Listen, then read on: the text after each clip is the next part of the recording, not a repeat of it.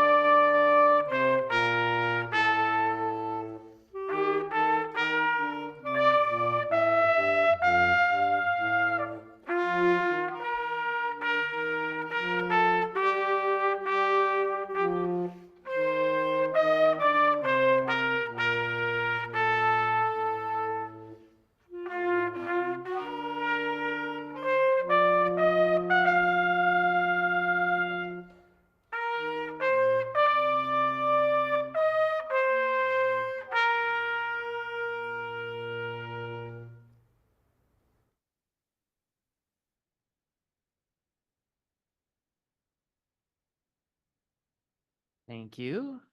I'll share my screen here.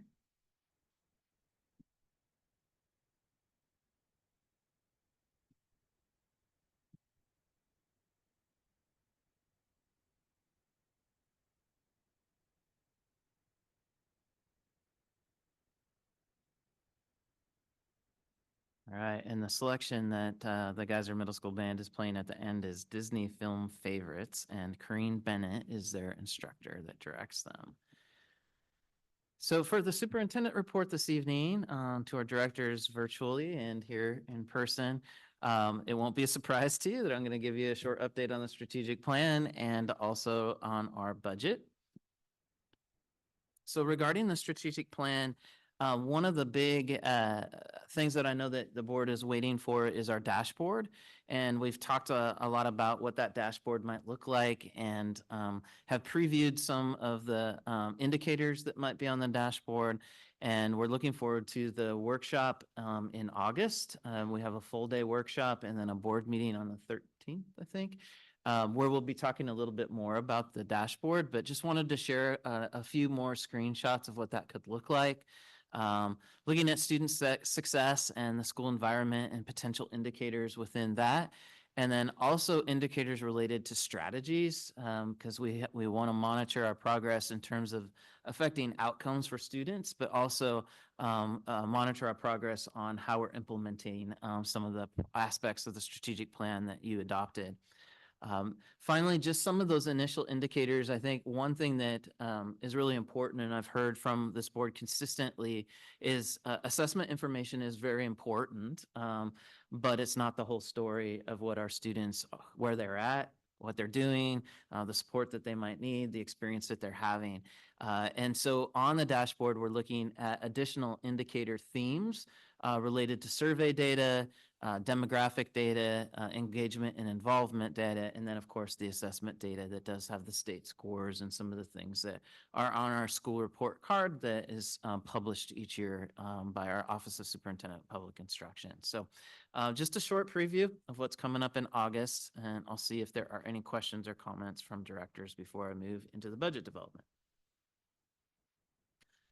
I just want to thank our curriculum directors who are not here right now, because I know that they are working tirelessly to make this happen for us for the start of the school year. And it's no small ask. And so I just really appreciate all the work they put into it. Thank you, Director Decker. So then I'll move into the budget development part. If you're a regular to these meetings, these slides have been pretty consistent since last October. You'll have to bear with them again one more meeting in August, hopefully. That's when the board would consider the adoption of the 24-25 budget. And then I'll quickly transition to the September version of these, which will just say 25-26, and we'll have a very similar model. But overall, we've spent a lot of time and just great appreciation to this board. I know it's been a very challenging process. I'll just do a high-level overview of where we're at. In our exploration, part of the process, we really investigated what was happening at the state level and locally with our district and the impact. We've talked a lot about the gaps that we're experiencing between our costs and the revenue that's coming in. And then we highlighted some specific areas of increased costs that are not unique to us in public schools, things like insurance, utilities, things that are compounding over time. And I'll talk a little bit more about special education in here today, and also insurance. We've also experienced during this time increased student need and flat enrollment, and an overall decline since 2018. This is a slide that we've consistently shared that highlights that gap from the state that shows the costs. The blue data points are percentage of the basic ed staff that are funded by our state, and the orange data points are the total cost, salaries, and benefits of those staff. And you can see that the gap between what it costs and what we're funded continues to widen, and so that's a concern. We've addressed that concern in this year's budget. We need to be strong advocates moving forward. Otherwise, we could find ourselves in a similar position in years to come if these gaps continue. We've talked about who makes the decisions and tried to embed this in the decision-making framework. Been pretty clear about the responsibility the school board has, and then the responsibility we have as a leadership team, the responsibility that our labor leader partners have as well in going through this really challenging process. The board did adopt a $35 million target, which we met. There's a few areas when you set out for 35 million, it doesn't necessarily come out exactly 35 million because you have to estimate some of those costs. But that was what was approved in March 12th. And then since that time, we've implemented the reduction in force. We've talked about, as we develop the program of studies for next year, that we won't have as much staff to implement that program of studies. And so one of the things that we put into place was sometimes in a school year, we will take and hold back some of our staffing because stuff happens in the fall and the students don't distribute quite the way we predict. And we don't really want to move teachers if we can help it. But this year, because of the challenges that we faced, that staffing was released already into this model. And there are two kind of big buckets of staff that were affected directly. One was a group of staff that were reassigned across the district, and the other was a group of staff that were notified that they didn't have a contract for next year. So the reassignment pool, there were 67 individuals, and those have been put back into the program of studies. So all those people, if they wanted to remain in our district, are there. And then the recall pool, we started with 128 people that were noticed that they didn't have a position. This continues to change as people's lives change and they retire or move on to a different position. And so at this point, we have recalled 57 of the 128, and we still have 71 staff members that are in that recall pool. That recall pool will stay in effect for 18 months. And so even through next year, that those staff members will have an opportunity to come back if they would like to, as openings present themselves. So just some of the next steps I mentioned, we'll continue to use the recall pool as openings come up. That was a snapshot of the certificated process. Within our classified, we have similar processes that are guided by those collective bargaining agreements. And so continue to place people and reassign people. And then if there isn't anybody in those reassignment pools, then potentially hire people. As the school year starts to come to be, there will be probably some balancing as students show up in different ways than we anticipated. And so we'll need to balance and meet student need based on our enrollment. And so there could be more reassignments that happen in the fall. We also really need to establish our staff costs. So as the board knows, we are in collective bargaining with our teachers union. And so our other unions, we've settled contracts for next year, so we know that. But our teachers group is the highest, largest number of staff that we have. And so it has a big impact on what our costs will be. I just wanted to note too that the state has different factors that they enhance their allocations to school districts. And so one of those is regionalization. So instead of getting just the straight up, this is what you get for each teacher, there's a 6% inflation factor that we get as a district for regionalization, and our other neighboring districts get that in the region as well. And then there's also something called an experience factor. So the more veteran staff that you have, you will receive more funding from that. And unfortunately, we don't benefit from that, and our neighboring districts do. So Battleground, Camas, Evergreen, and La Center all get another 4% added onto that. And so they are at 1.1 for every staff member, and we're at 1.06. So that does factor into our revenue part of the equation here. And they don't re-look at that until for every 4 years. So the next cycle would be 2027, 28. I bring that up because we have reduced staff members. And so our staff is more veteran next year than it was this year. So it would be probably more likely that we would qualify, but the state doesn't do that annually. So we have higher cost employees, but we don't benefit from that. So it's just part of the equation, and it's important, I think, for the board and the community to understand that. So we have a hearing scheduled for next board meeting, August. That's a public hearing, so there'll be an opportunity for our normal public comment for the board meeting, and then there'll be a pause, and then we'll do the budget hearing, an opportunity for people to comment on that as well. It's kind of a little, if you haven't been to a lot of board meetings, it just feels a little weird as you go through that process, and Brett always does a great job of walking us through that. So just want to call that to your attention.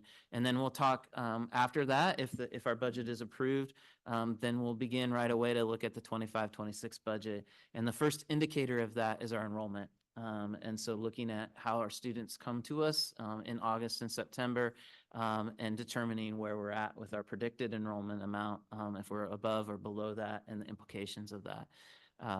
I wanted to spend just a little bit of time tonight talking about advocacy, because that's been something that we brought up in every one of our meetings. And a lot of people who have commented on the budget have called that out as well. And I wanted to focus just a little bit on special education trends. We've discussed that we're having more students that are needing services and are qualifying for those services through the IEP process. And if you're not familiar, the IEP process is a rigorous process that has a lot of parents, students, and professionals at the table to determine if a student qualifies for services. So it's just not me saying they get services or somebody else. There's some accountability in that process. And then we've also known that in the last couple of years, our state has increased funding for special education. They've raised the cap now to 16%, which is the limit of students that can qualify for special education funding, which is a bit artificial because like that IEP process can't just say, no, you're 16.1%, you don't qualify for services. Students can still qualify beyond that cap. It just means we don't get funding for them. And the multipliers currently right now, there's 2 tiers to that. So if a student is 80% or more in basic ed classrooms, they qualify for a 1.12 ratio. So that means they get 100% of the basic ed funding and then additional 12% on top of that. And if they're less than 80% in a basic ed setting, then they get 1.06. And so there's a reason for that the state's wanting to drive more inclusive placements into our I keep looking at you, Tracy, because you're so, this is your world. I know, and I'm explaining it, but hopefully I'm doing an okay job. But it is interesting because knowing that that's a driver, we do have students that are in the gap there. So I'm pretty intimately knowledgeable of a student in particular that receives services through a wheelchair, a feeding tube, is nonverbal. Certainly his basic education is not 80% or more, nor should it be for what he needs right now. And so he qualifies for a 1.06 funding with a one-on-one that's needed, where somebody else who maybe only is receiving speech language services and is in the classroom 90% of the time is qualifying for more funding. So it's just a little backwards on that. And another nuance, I think if we're going to advocate for special education, we need to be versed in our community about what and why and how we do that. There is kind of a stopgap for that safety net funding. So at the end of the year, our team does a fantastic job of submitting requests to the state for students that needed more funding. And then the state will review those and deem if they're going to give that funding or not. So that's a good thing, but there is a gap between what the fund safety net starts at and in between there that we just need to fund locally. So ultimately our total number of students who are served by the IEP process drive our funding. And then with that safety net feature that we said, that's how we do it in our state. Doesn't mean that that's how you have to do it. And other places look at that a little differently, and maybe there's benefits, maybe there's not. But those are kinds of conversations that I think we need to be prepared to have with our elected officials, because they might not be experts on this either. They have a lot that they have to be thinking about on behalf of representing us in our community. Brett was able to just provide some data for you to just see some trends over time. The dark blue is our special education expenses for our district.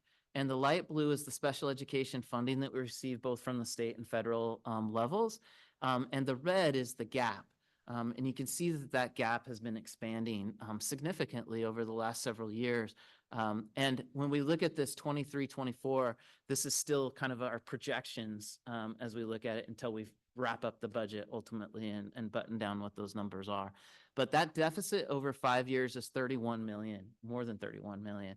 And I want to just keep that focus because we're going to go back to the 35 million that you all had to address in this year's budget.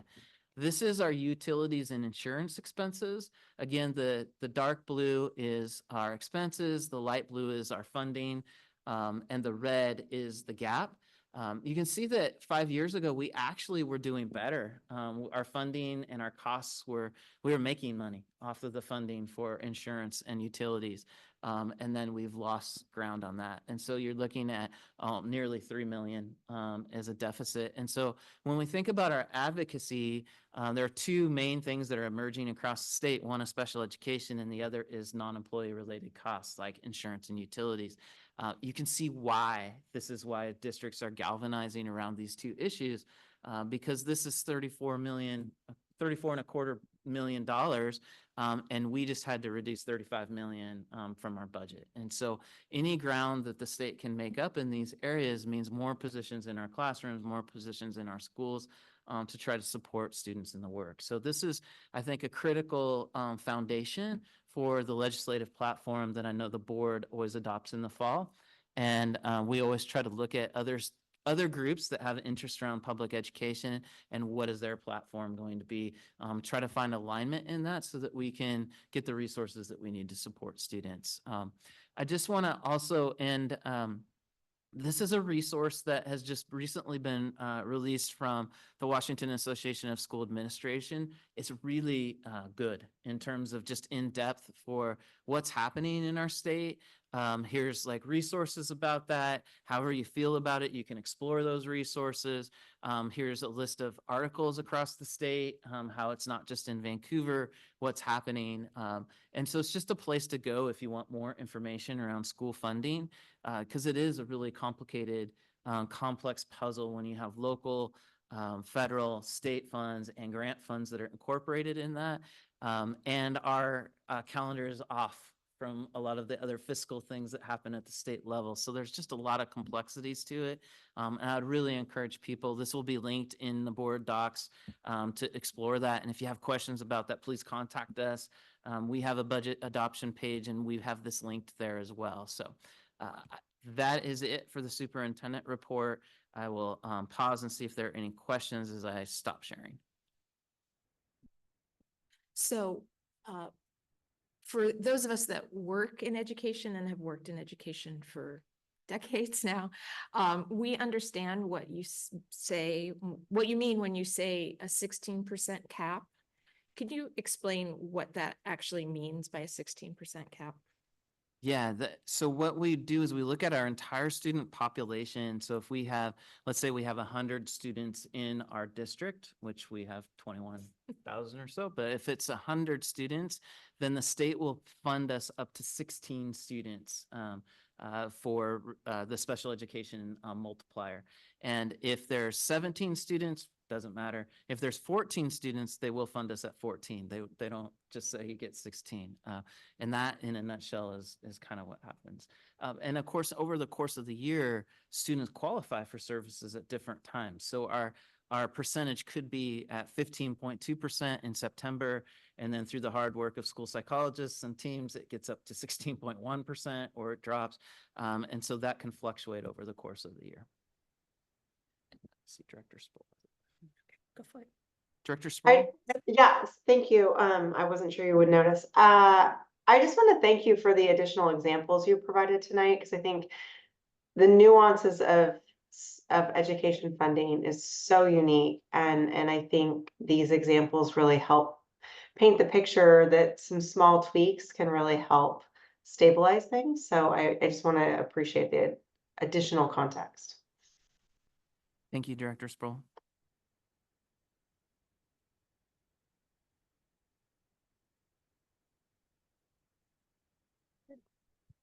All right, that is my superintendent report this evening. Thank you. And like I said, the slides will be linked in the board docs for people if they want to review those in more depth.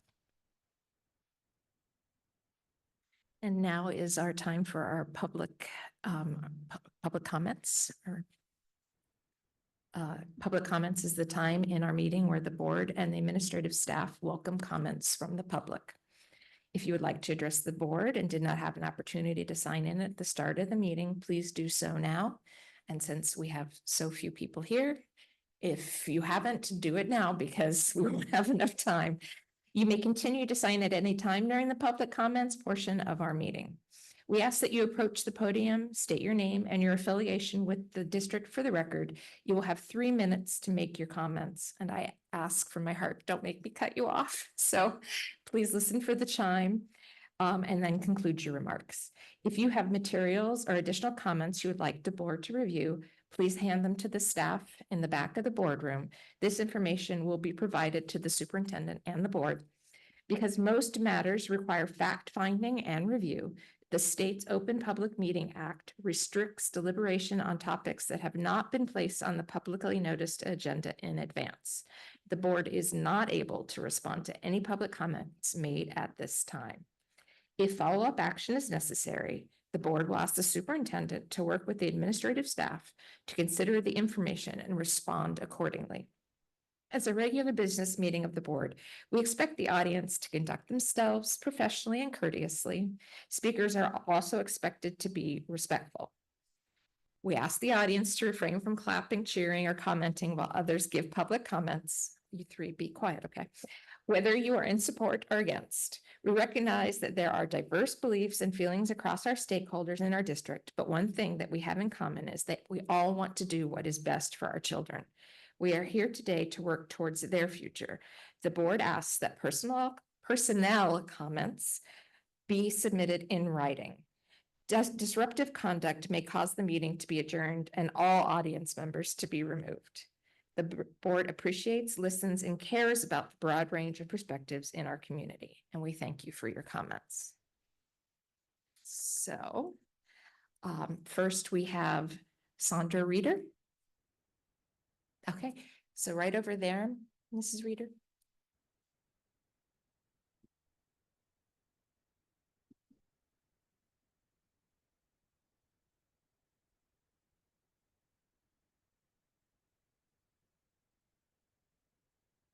Is this on? Yes, it is. So if you would just state your name for the record. Sandra Reeder, Thank you. and I'm a Vancouver resident, and I follow the information for education because I love the children. I want to move this. Yes. Is it all right if I just put it front? Yeah. I don't know if everybody can see it, but. Will I be notified when to start? You may start right now. Well, thank you. What you're looking at is a collection of the three most important documents in our shared history, plus the Gettysburg Address and the Pledge of Allegiance. They're set under double matting, protected by plexiglass, and framed in hardwood. My name is Sandra Reeder, and my company is American Historical Art. This evening, I bring you the Freedom Ensemble, and I want you to look at the first words of the preamble to the Constitution.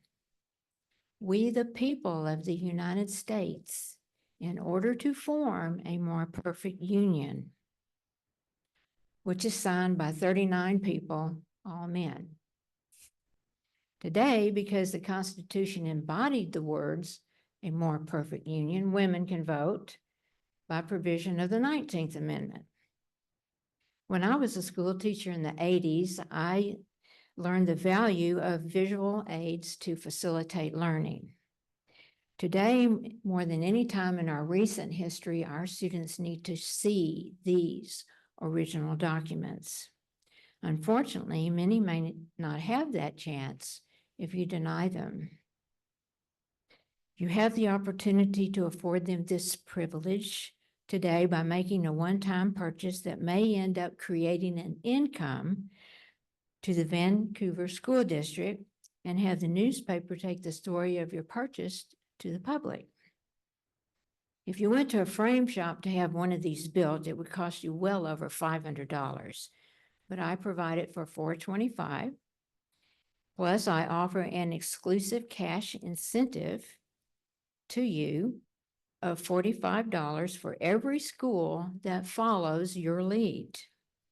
Now, considering that there are over 98,000 public schools in America, and that this Freedom Ensemble serves as a silent teacher that remains faithful year after year, this could prove to be free to you. The exclusive offer does require the Vancouver School District to place one Freedom Ensemble in each of your schools. Now imagine that this one remarkable act ended up making Vancouver, Washington, a national story that led to tens of thousands of schools throughout America following your lead, or should I say our lead, bringing our Constitution and other founding documents center stage. Imagine that the Vancouver School District sets this stage to form a more perfect union. Thank you. Thank you.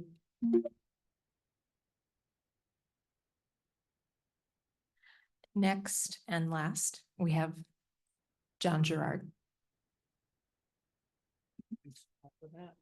You got that. Hi, John Gerard. I'm a live here in Vancouver, owner of Quail Homes. Want to just update you on the progress of our construction programs here in Vancouver. Let's just start with Hudson's Bay. Everybody that's involved wants to know when we're going to start on that building. It's getting close. I expect probably the next week or two, we'll break the log jam there at the city to issue the permits. The steel has been delivered for the building itself. So we're all set to go. I kind of want to go over some highlights of the year.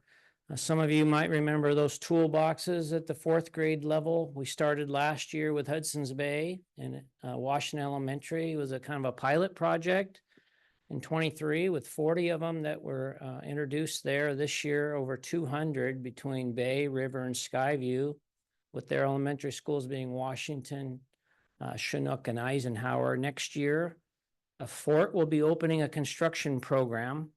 So when I started this kind of endeavor about 3 years ago, my background was volunteering as a coach at Fort and Bay, and I kind of saw really firsthand the needs there.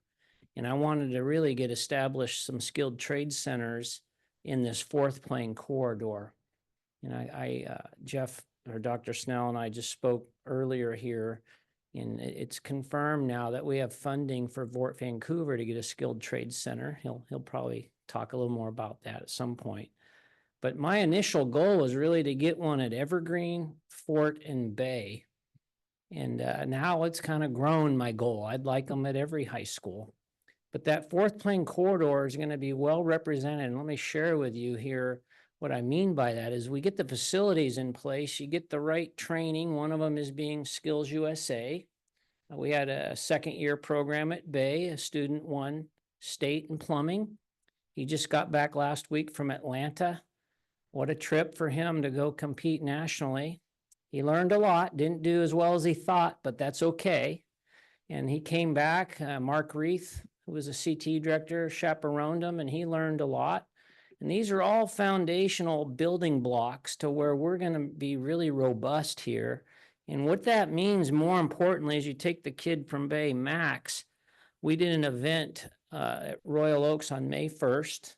It was an event that I put on, was introducing employers ready to hire with the top students in construction programs. Vancouver sent 8 kids. All 8 were offered jobs, and about half of them have taken jobs already, including Max. And so that's really my goal, is introduce, from my background of coaching there at Bay and Fort, is the kids don't really have the network to tap into that some others do. And we're going to bring the network in. The average wage right out of high school is around $23 an hour. And I think we're going to see a lot of good stuff moving forward. Thanks for your support. Thank you so much.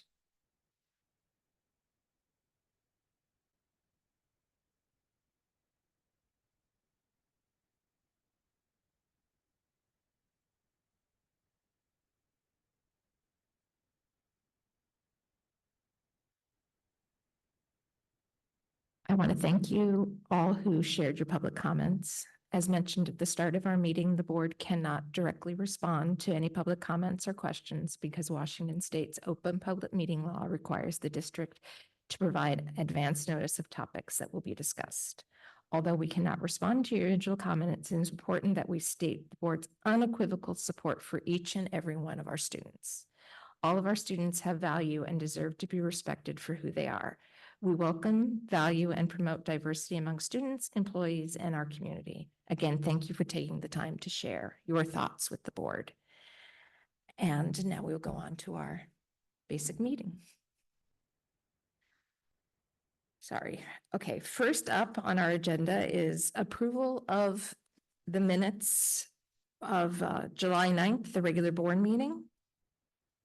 Oh, no, sorry, July 4th, regular board meeting minutes, and June, sorry, I am so sorry. So let me start again. The approval of June 4th, regular board meeting minutes, and June 18th, committee of the whole minutes. Do I have a motion? I'll motion. Do I have a second? I'll second. I'll And second. we'll and we'll take a vote. Director Barros, Approve. Director Sproul, Approve? Director Zavala? Approve. And I approve as well. Motion is passed. Next on our list is the recommendation to, oh no, sorry. The consent agenda for both our instructional and administrative support services and our fiscal support services. Do I have a motion? Can I ask a point of clarification first? Yes. One of the items on the consent agenda is the recommendation to select a mascot for VITA. And I see that just within the notes, it's listed the top 3 VITA mascot votes, but can I ask what mascot we are selecting as part, like what mascot we are approving as this item, or does it need to be pulled and as a regular item so that we can select a mascot? As it is right now, it would be the number 1 choice that would be approved in the consent agenda, but we could pull the item and have discussion about it if the board would like to do that and have a separate action item. We would just need a motion, I think, to change and move it out of the consent agenda. I'm fine keeping it in consent. I just wanted to clarify that the number 1 Explorers is the mascot that we are voting to approve. Thank you as for part of this noticing that. item. Yes. Is there Okay. anybody Thank you. who objects to us just including it? All right, we'll go on as it is written. Thank you for the clarification, Yes, because it is thank it's a pretty cool thing too. And the team at Vita worked very hard to come up with that recommendation. And as part of the policy, they're supposed to come up with 3 recommendations and rationale why. And so those are listed in the order for you. So yeah, the action tonight would approve Explorers as the mascot for Vita Elementary. Okay. Thank you both. So do I have a motion to approve the consent agenda? I'll move. Go ahead, Kyle. She can do it. Okay. Kyle, you move? Yes. You have a second? I'll second. And I have a comment, sorry. go ahead. I am needing to recuse myself from voting, for the slate, since I have a personal connection within the employment report, so I have to recuse myself from voting. Thank you for notifying us. Okay, so let's go to a vote. Director Barros, Approve. Director Sprawl, Approve. and I approve as well. Okay, and now we have our regular business. And we have a recommendation to conduct a first reading and adopt policy 620. Yeah, and so the motion on the agenda, consent agenda passed 3-0 and 1 recuse. And then for our regular item, I'll turn it over to Taylor Richmond to just brief the board on the first reading of this proposed policy. Thank you. Yeah, so this is a recommendation for a first reading. And if it passes a first reading, we would go to a second reading and potential adoption at the next meeting. So up for first reading is policy 6020, system of funds and accounts. The proposed revisions to this policy address the permissible uses of funding from the Transportation Vehicle Fund and the Capital Projects Fund. For the Transportation Vehicle Fund, the revisions will allow the district to use funding towards the electrification of our bus fleet, which is allowed under RCW 28A.160.130. And for the Capital Projects Fund, the revisions just clarify the permissible uses of the fund in alignment with the WASDA model policy. And as this is a first reading, we do not need to take any action. Correct. And that, I believe, is all that we have on our agenda for regular business. Are there any board of directors that have anything they want to report on? Director Zavala has her hand raised. Yes, I just wanted to remind everyone, our board directors, that our General Assembly is coming up September 20th through the 21st in Seattle. The General Assembly handbook is out, so please make sure to take a look and let me know if there's any anything in particular you want me to vote on in particular that you're against or for. So yeah, that's about it. Thank you. Thank you. Anyone else? And I guess with that, I We have call- one more, Director Sproul. I'm sorry. Something, sorry. That's okay. No, I just was gonna say thank you so much, Director Decker. I wasn't feeling well and you did beautifully tonight, so thank you. All my stumbling, but you're welcome anytime. I'll be better the next time. Hopefully you're not sick again.